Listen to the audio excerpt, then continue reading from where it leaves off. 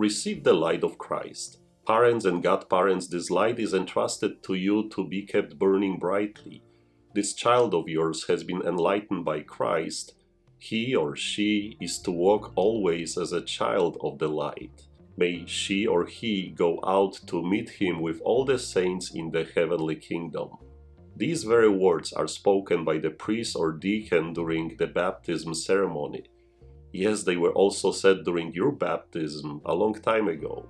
And since your baptism you have been enlightened by Christ, and since baptism you must take care of that light.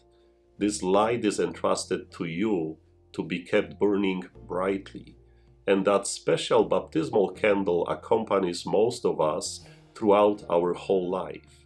I wonder how many of you still have your baptismal candle. Unfortunately, I don't. Lost it somewhere along the way. But did you know that there is an old tradition that the same baptismal candle, after it was received by the godparents or parents on behalf of that child, was passed on to the same child on the day of their first Holy Communion, and then the same candle would accompany that person through different stages and moments of life until it was finally placed in that person's hand in the casket, when the pilgrimage of this life came to an end. Too bad that this beautiful and meaningful tradition is now forgotten. When I used to visit my grandmother, she would place that lit candle by the window during thunderstorms, heavy rains, hail, wind, and snow for protection during those scary moments. And I remember when she died, during the visitation, she had that same baptismal candle and her rosary in her hands. But why a candle? See, the candle represents Christ as the light of the world. When you were baptized, you received the light of Christ. You became that light. This light is entrusted to you to be kept burning brightly.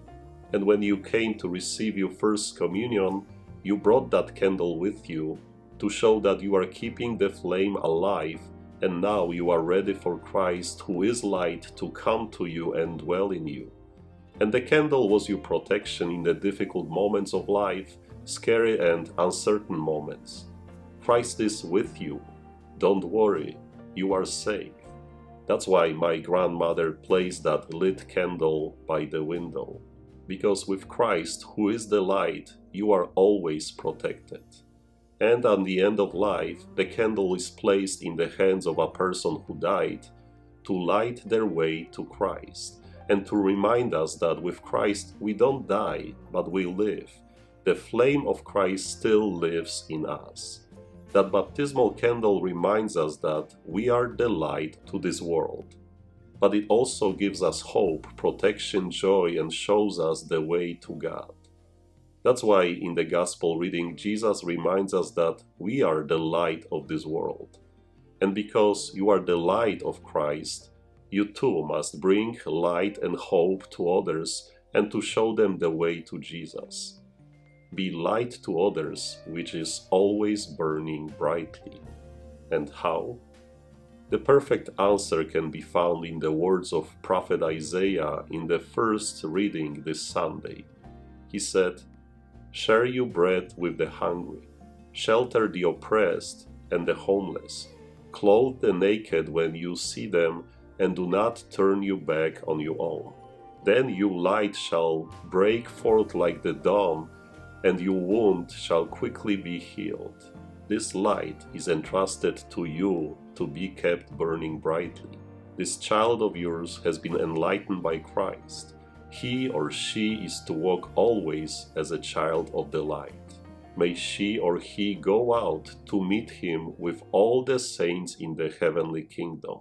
Jesus said, "Your light must shine before others, that they may see your good deeds and glorify your heavenly Father." So let's go to work, and God bless you.